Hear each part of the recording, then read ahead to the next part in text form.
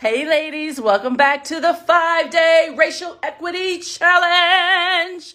You guys are doing so well. You're doing so well. I'm so excited to be on this journey with you. It's been an incredible one. I've loved watching your comments and all of your duets and all of your sharing and all of your stitches. Thank you, thank you, thank you, thank you, thank you. It's been great so far. Okay, so before we get started in the substantive good juice today, couple things. One, this is going to be a little bit longer than usual just because I'm feeling moved and led and the spirit is doing what it's doing. So hopefully this is going to be some good stuff for you all. I would love to know where you all from. Where are you from? Where are you from? So I just see so many of you, like thousands of you following this. I really want you to drop into the comments where y'all are from. We will at some point have a very special offer for you to come see me in Louisville, Kentucky for an event later this year. And we need to know where we're going to be coming to get y'all, where we need to pick y'all up from, where we need to send that Uber. Now, seriously, where are you from? Tell me. All right, so just by way of recap, day one, we focused on the 3 laws that you really need to know. And those are just 3 of hundreds of laws. But those are 3 good ones to jumpstart conversations with your friends, your family, loved one, neighbors, coworkers, to just jumpstart with a simple, hey, did you know? That's how you do it. Okay, day 2 was 3 things to stop believing so that you're not like self-sabotaging yourself as you're moving this work forward. Day 3 was 3 people you should follow on social media, 3 social media accounts to follow that are just really great to help steep your learning on racial inequity. Can't promulgate racial equity if you don't understand racial inequity. Doesn't work. Okay, and so then for today, day 4 of the 5-day Racial Equity Challenge, we're going to focus on 3 very important things that you have got to stop saying. You just got to stop saying. But before we get into that, I think I need to give you a definition. Let me give you a quick definition, especially for the first thing to stop saying. And that is the definition of racism. Like, I can't believe I got this far and haven't even given you that. So racism is 2 things. It's 2 things. It is first, the belief that Black and brown people are in fact inferior human beings to white. Hopefully you wrote that down. That Black and brown people are in fact inferior human beings to white.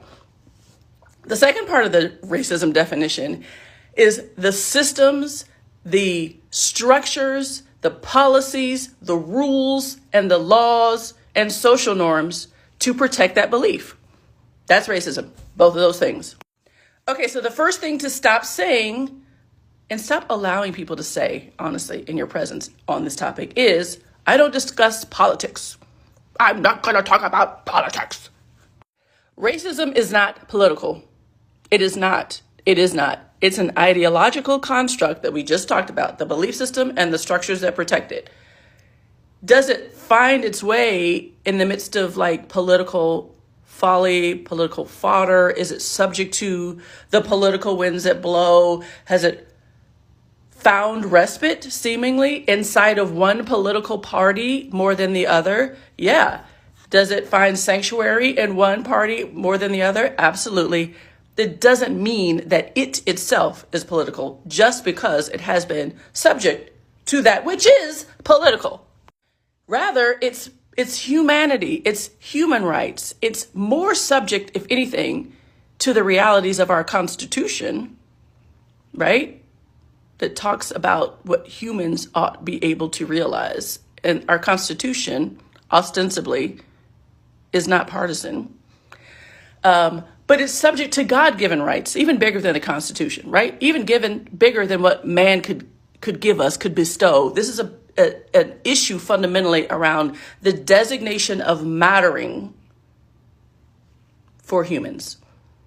And so even though it's subject to political conversation and it gets caught up in the entanglement of political party system, it doesn't mean that it is so. So don't let people shut down the conversation by saying, whoops, that's political and we're not going to talk about it. We absolutely are going to talk about it. We have to. Okay, the second thing to stop saying is, I'm colorblind or I don't see color. One, because it's a lie. And let's not be out here lying. Like, we want to be people and women of integrity. We're not going to be lying. We see color. We just don't want to assign deficit to it. That's it. We want to see it because seeing it means I see all of who you are and all of your cultural nuances and your race-based idiosyncrasies that are beautiful and wonderful. And I also see your history and I see your pain and I see the realities of what you're going through. I see you. I see all of you. I see all of you. Please see me. Please see me. Color blindness is a whole hot mess. Stop saying it. The third thing to stop saying is you don't have a right to talk about racism because you are white or because you're a white woman. I talked about this a little bit, I think maybe in day 2 around the self-deprecating and that kind of stuff. Okay, you have a right to talk about it. You have a right to have a point of view on it. It's a careful balance though, ladies, because the whole world centers white. And I recognize, and I saw in some of your comments that you want to be careful not to kind of fall into the default inertia that centers everything around white social norms and white realities and white point of view and white understanding of how to walk, talk, sit, stand, chew, laugh, your body motions, all the things that are kind of centered around the white cadence of life. I get that. I understand that.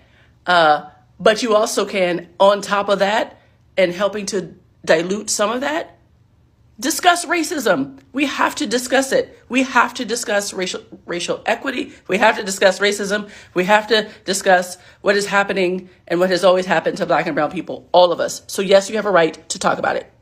Okay, I got a whole bunch more. I think I got 2 more. So we're not doing 3, we're doing maybe 5. The next one is stop saying you're an ally. Now listen, I know that we have been teaching y'all and preaching to y'all ally, ally, ally. We got ally training, we got ally books, we got ally this.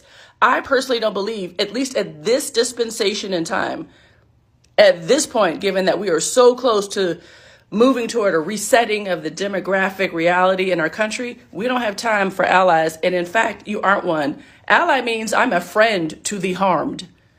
You are harmed too. Racism is stealing from all of us. That ideology, that belief system, and the structures, the policies, the norms and the systems to protect it harms all of us. We are all suffering from racism. I suffer very differently and much more acutely than maybe white women that are listening to this TikTok and watching this TikTok, but you suffer too. You suffer too. You're not an ally. I want you to lead in the space of racial equity.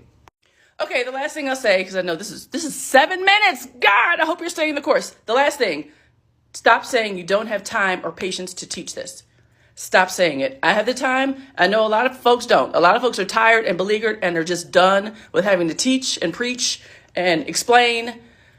I'm never going to get tired of it. I promise you, I will never get tired of it. And I don't want you to either. We cannot have operatives falling down on this stuff. What else do you got to do? What's the alternative? What are you so busy doing that you can't have a conversation with somebody about the single most insidious harm that our country has ever known, and one that will continue to wreak havoc on all of our lives and our economy if we can't fix it? You have to find the time and the patience and the grace to help people understand what we have never before, how to move ourselves out of racism. Okay, that's it for today. My God, this is almost 10 minutes. So welcome to, for those of you that are listening for the first time, the 5-Day Racial Equity Challenge. Thank you for staying the course for the rest of you. And I will see you for our last day tomorrow. Have a great day.